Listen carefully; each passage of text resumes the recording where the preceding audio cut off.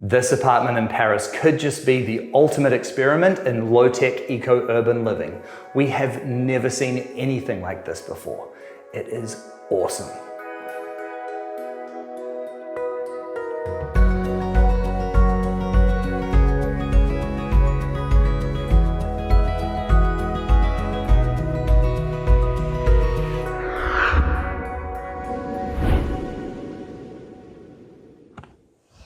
Bonjour! Bonjour! Welcome to the apartment of the future. Come on in! We are Caroline And Corentin. and we are very happy to present you this amazing ecosystem laboratory. I'm an interior designer and one of my biggest goals in this field is to bring nature in our home. And I'm an engineer. We've been traveling for now 10 years, trying to find all over the world low-tech innovation. Low-tech innovation is an invention that is useful, access to water, energy, food, recycling materials and everything. Affordable, you can build it or repair it anywhere in the world, and sustainable, that it respects human and nature.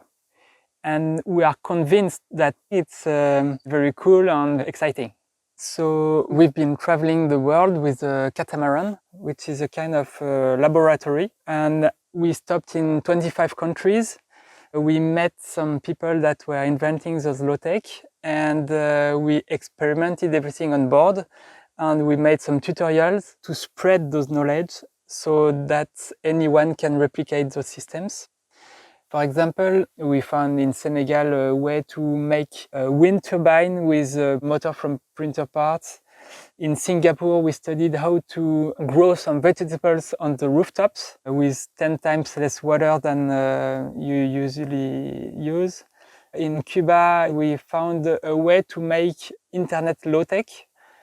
And after 10 years, we decided to see how we could combine those innovations to reinvent our ways of living on this planet and to reinvent our future. Actually, we have a scientific approach, so we like to make experiments iteration by iteration. Yeah, so with Caroline, we decided to create the Biosphere program. Means that we make some experiments in different places. Last year, we were in the desert of Mexico, in a very arid area. And we tried for 4 months to see how we could live well with low-tech innovations in the desert. We designed an ecosystem habitat in order to see how we can produce enough energy, enough food and enough water for 2 human beings. So we were in autonomy because we wanted to see what is working and what is not working. And thanks to this experiment, we are now in the city to adapt all these solutions in this urban area.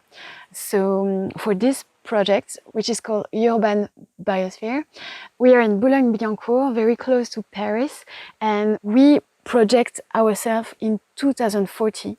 Why we do that? Actually, in 2050, we will be more than 70% of the global population who will live in the city. That's why we wanted to study this environment, and the main goal of this project is to divide per 5 our carbon footprint.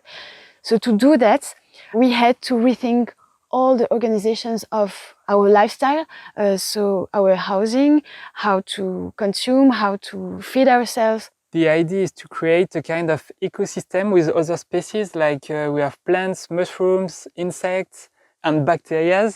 And the goal is to find a way that any waste of a species is a resource for another one. Then the whole ecosystem is very efficient to produce water, energy, food, and everything. So we live in a kind of living habitat. So the new challenge is to design a way of life in the future in a very dense area like Paris that is healthy and affordable and sustainable for the cities. So welcome to the Urban Biosphere. When we enter in the apartment of the future, it's a sensitive experiment. We don't see that we are in the city because you have the song of the crickets, the water, everything is greeny, and directly you have the smells of basil, so it's a really nice atmosphere. So we are in a 26 square meters apartment to be the most compatible to a Parisian lifestyle. The design is functional actually because we are studying the air quality, and that's why we choose to use only raw materials like untreated wood, stainless steel, natural fibers, so everything is raw here. All the fabric, it's a cotton fabric and we sew it by ourselves. Everything is DIY in the apartment. We designed everything A to Z with a lot of volunteers. The buildings was very old, so we had to insulate by the interior. So we had to add hemp fibers, and thanks to that, we don't need to heat. And we took advantage of the sun orientation to install all our plants here. So we are very in a natural environment. When you enter in the apartment, the first thing you see is the cricket farm.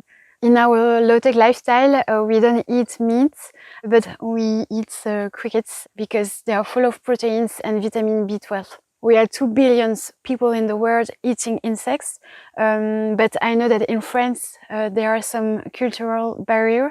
But on the other hand, we already eat some shrimps or snails, so why not crickets?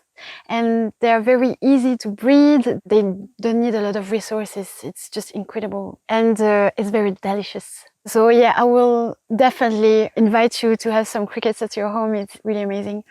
Next, there is the shower. And it's a very huge shower, I think the biggest in Paris. It's a mist shower inspired by the NASA. There are 3 nozzles, one for the head, one for the body, and one which is mobile. It's a kind of very light rain, and so it divides by more than 10 the quantity of water you need for a shower. Usually it's an average of like 50 to 60 liters per shower, and now we are at 3 liters per shower. And it saves like 15 times the energy you would need for a normal shower. And also it's a space where we grow mushrooms because the moisture inside the shower is very good for mushroom cultivation. We collect up to 1.5 kilo of mushrooms every week. It's quite amazing to cultivate mushroom in a shower because usually we try to avoid mushrooms, but those are very edible and delicious. And it's amazing to see how mushroom grows because every day it doubles the volume.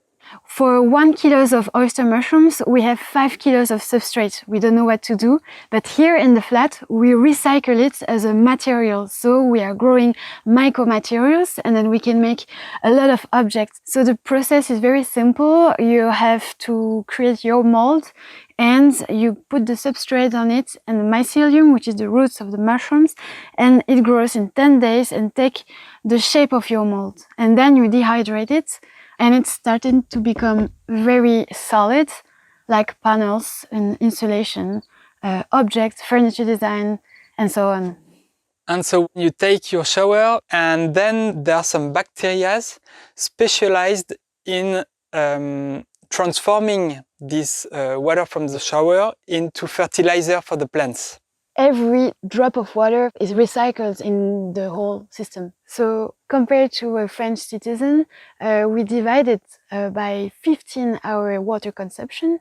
So instead of an average of 150 liters per person in one day, we are in between 9 and 10 liters per day per person. So this system is very interesting because it saves water, it saves energy, and also because it's like a kind of spa. It's very comfortable. You feel like a bit in the forest because there is a moss wall that takes the CO2 from the mushrooms and makes some oxygen, and there's the bacteria and the water, so it's a kind of small ecosystem. And so you don't take a shower, you just go to the forest. And then over here we have the composting toilets. Usually it's very difficult to have a composting toilet in an apartment because you don't know what to do with the waste. But in those ones we have some larvae that eat the organic waste and it divides by 5 the volume of the waste, and they make some compost that you can use as a fertilizer to grow some vegetables or mushrooms. So everything is recycled into like a kind of infinite loop. We discovered that it's usually more efficient to team up with a species than to build a machine. If you had to make a machine to do that, it would be so complicated. Nature has done the job like for many years before many us. years, more than us. And then over there we have the living area. Essentially we have the bioponic systems, is where we grow some edible plants. So we have 124 plants: rosemary, chives, lemongrass, basil, even tomatoes. So this bioponic system is well known because we don't need soil. So we have like a pond with 300 liters, and every 20 minutes the pump automatically activates the irrigation for watering the plants. And actually it's where we eat. We call it the leafy bar. So we like to have lunch there and pick up some fresh leaves and put it on our meal. So the distance between the producer and the consumer is very, very short. It's very exotic. It's like a jungle in the city. In our vision of the future, we team up with other species, and we also depend on the weather. So under the plants, there is the brain of the biosphere. It's a microcontroller, like a very small computer that is connected to the solar panels, to the battery, and to all the electric devices of the biosphere. We call it the brain because every day we tell him if it will be a sunny day or a cloudy day, and the brain will calculate the quantity of energy it can use for the day. It will guarantee us that we can cook and have hot showers. So this is the kitchen with low-tech tools. So there is an electric boiler, which is very well insulated. That means I can keep the water very hot for the whole day. And there is the fryer, which is an insulated pan with heating coil connected to the brain. This summer we had a biodigester that we call Albert. So this is Albert the biodigester. And in July and August we were putting some organic waste in Albert, and it was creating every day 45 minutes of gas. You can cook with it in the gas stove. And it's in September, it's too cold, so Albert is kind of sleeping. So we have this electric fryer to cook the crickets, for example, or the mushrooms. And there is what we call the cocotte du futur, means the pressure cooker of the future, which is a mean to cook with steam, which is very healthy. Usually we prepare the meal in the morning, we program it to cook during the day, and when we come back in the evening, it's ready to eat. That's the future. And there is this futuristic kitchen hood that is connected to the brain, and the brain has some sensors for moisture and temperature, and decides when to ventilate in order not to lose too much energy in the winter, for example. To conserve our vegetables, we have a pantry. There are 4 ambients of conservation. So the first one is when it's shadowish and dry. So we can put the roots vegetables like carrots, onions, garlic. And for apple, avocados, or even bananas, there is another ambience with more lights and ventilated. The third ambience, it's humidity and lights. So for example, for salad or kale, we put the roots on our bioponic system and it can conserve very long term. And fourth ambience of conservation is humid and cold. So we have a very little fridge. In this apartment, we try to be zero waste, but we are not zero waste, we are full resources. So for example, all our organic waste is recycled into compost. So we grind manually our food waste, and then it's going directly to a box where the black soldier flies larvae are, and then the larvae can eat the organic waste very fast because it's pre-digested by the grinder and transform it into compost. So that's it with the kitchen, and now I'm going to show you the bedroom. So this is a very little cocoon. We love science and low-tech innovations, but in the evening we like to have a break and watch a lot of documentaries or movies. And two French fabric designers made the curtain here. It's a technical curtain made to insulate, and they weaved it by hand, so it's very precious. So in this wall we put our goals. We have all the low-tech innovations inside the apartment, and then we have all the neighborhood who participates in the project. And one of our favorite low-tech innovation is the useful fitness club. So, for example, we have a washing machine, but with a rowing machine. So you have to make 40 minutes of sports, and then you have your clean clothes. We imagine that in 2040, every building will have his own fitness club where we can meet as a neighbor, where we can give some services, or there are other machines to generate electricity or even to prepare some food.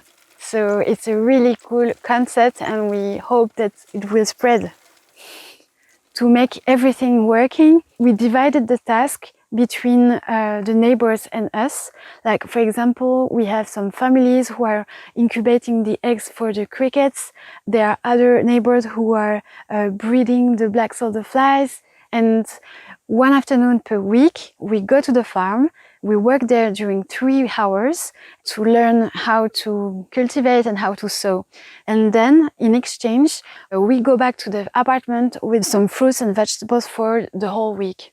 So it's been almost 4 months that we are living in this ecosystem house, and we made the experiment. We collect all the data. So next step will be to analyze everything and to see how we can improve for the next biosphere project. We'll study how in the future human and technology could be back in nature. Today we need to explore different ways of living in our planet and different visions of the future. Our goal is to find a future where humans and nature collaborate, a future with technologies and also nature combined together. We like the human innovation technology, but the thing is that we need to use them with common sense. The resources of the planet are not infinite, and there are problems with the biodiversity and everything, so we have to reinvent a future. And we are convinced that we don't have to fight to survive, but we can invent a future that is healthy, fair, and sustainable, that match with the planetary boundaries, and a future that is exciting. We are finishing this project with hope because we really think that we could live like healthy in a sustainable way, using technology, but in a reasonable way. And the key that we discovered is really the collaboration with nature. We think that collaboration with other species and with the elements, with the wind and the sun and everything, is really the most important thing. So we are quite excited. We are very excited. 2040 will be great. Yeah. We have to take the good decisions, but there is hope. So let's go. I love that Carolyn and Corentin refer to their apartment not just as a home, but an ecosystem. This is a place that nourishes them in so many ways. I mean, could you imagine what the world would be like if we all built with such philosophy? And I love the sentiment that key to all of this is human collaboration with nature. I couldn't agree more.